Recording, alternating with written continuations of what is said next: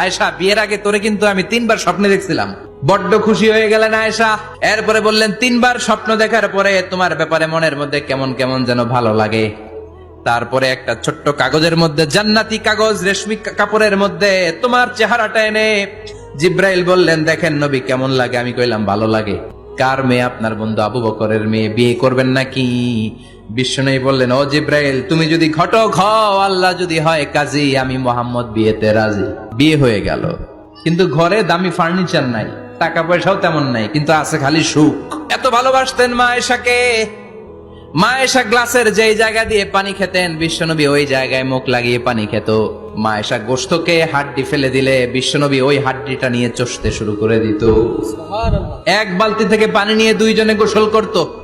আবার বিশ্বনবীর সাথে সাথে মাঝে মাঝে বায়না ধরতো, মাঝে মাঝে রাগও করত।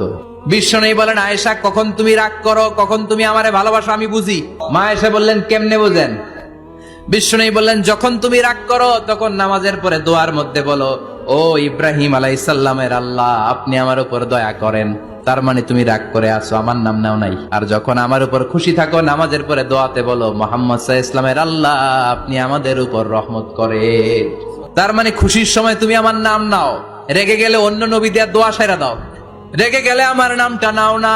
মা আয়েশা বলে, নবী গো, আমি তো শুধু নামটাই মুখ দিয়ে নেই না, কিন্তু কলিজা থেকে তো আপনারে বাদ দিতে পারি না।